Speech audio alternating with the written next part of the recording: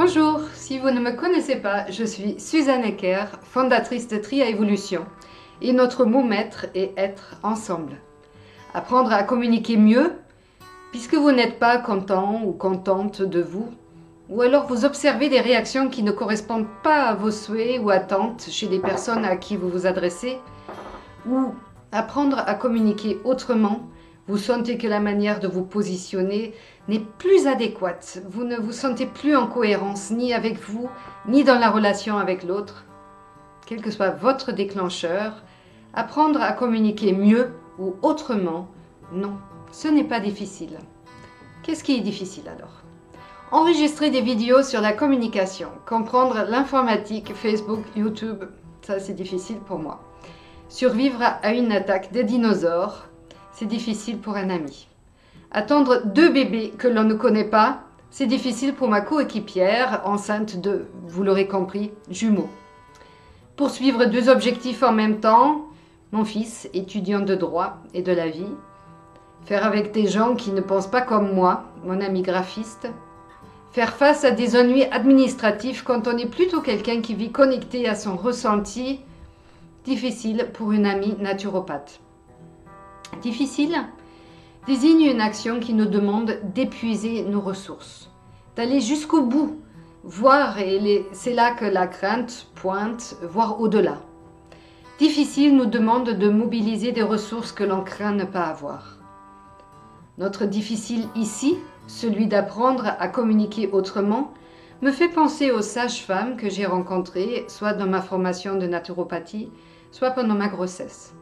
Pour elles, à l'unanimité, le plus difficile dans leur pratique en libéral, dans des accouchements à domicile, était d'oublier la peur des risques.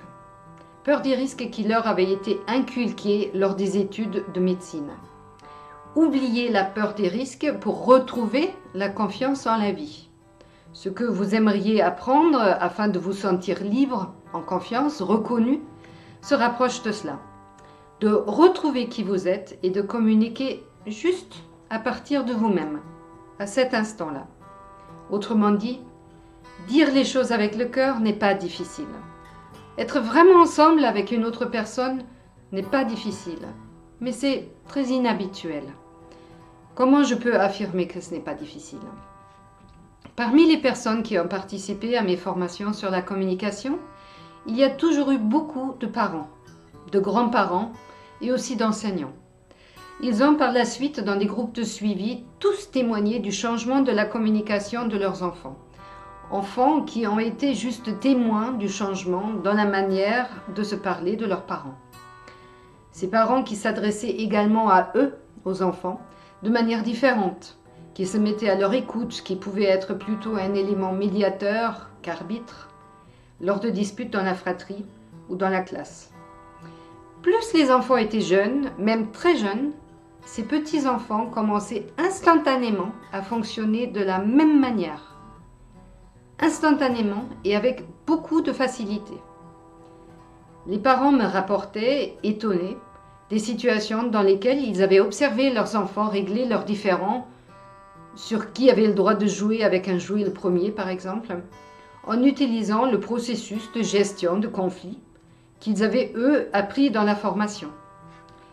Qu'ils exprimaient leurs besoins respectifs, cherchaient des solutions variées pour en désigner une qui leur allait à chacun. J'ai été témoin d'une dispute entre mon fils et son meilleur ami pour une règle de jeu. Son copain exprimait qu'il était déçu et qu'il trouvait que l'autre avait plus de droits que lui. Et mon fils lui disait qu'il était désolé et qu'il ne voulait pas qu'il soit triste. Très rapidement, ils ont trouvé une solution.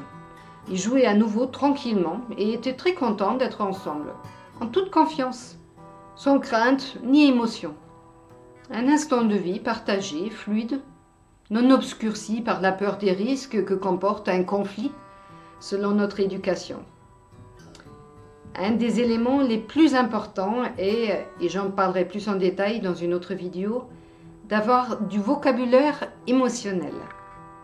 Par observation et reproduction, ce qu'on appelle mimétisme, ces enfants, dont les parents cherchent à être précis dans leur expression, vont maîtriser un vocabulaire élaboré.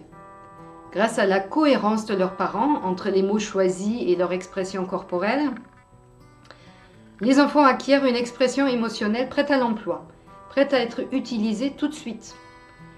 C'est l'authenticité qui donne cette précision. Et les enfants ont besoin de précision. Pour se sentir en sécurité, pour être en confiance avec l'autorité, avec des repères stables et fiables. Pour se respecter et pour respecter l'autre. Ils savent que c'est juste de faire ainsi. Ils le sentent. C'est simple, c'est clair, c'est pour être bien ensemble. Si donc des petits-enfants peuvent le faire après quelques jours d'observation seulement, ce n'est pas difficile. Vous êtes d'accord ? Mais cette nouvelle manière inhabituelle de communiquer peut nous renvoyer à des peurs. De cela aussi, nous allons en parler dans une prochaine vidéo. Nous avons l'habitude d'évoluer selon le regard de la société, selon le prétendu regard de la société sur nous, selon en réalité ce que nous avons observé et reproduit enfant, dans la relation entre nos parents et dans leur relation avec nous. Agir selon cette habitude nous procure un certain confort. On appelle ça notre zone de confort. Cette zone de confort n'est vraiment pas confortable pour la plupart de nous. C'est pour ça qu'on cherche à autre chose. Mais nous en connaissons les règles, nous savons y cheminer, nous pouvons prévoir les conséquences de nos actes. Nous y sommes chez nous. Lorsqu'alors le besoin d'évoluer se fait sentir, lorsque l'on sent qu'il sera nécessaire de sortir des chemins battus, nous craignons d'aller à l'encontre de ce que tout le monde pense. Dans un premier temps, quand on fait quelque chose qui n'existe pas dans notre zone de confort, on aimerait le faire discrètement, en catimini, sans se faire remarquer. Communiquer autrement, c'est sacrifier cette discrétion. C'est accepter d'être adulte, son propre parent en quelque sorte, de devenir visible. C'est exister en tant que soi, permettre à l'autre d'exister en tant que lui ou elle. C'est s'émerveiller des différences des uns et des autres au lieu d'en avoir peur. Communiquer autrement, c'est accepter et accueillir le monde avec l'ensemble de ses couleurs pour faire un tout. C'est arrêter de faire semblant pour être ensemble, pour être avec. C'était Suzanne, Tri à Évolution, et on se retrouve bientôt avec plaisir pour parler communication et liberté. Et en attendant, vous pouvez me laisser vos commentaires en dessous de cette vidéo.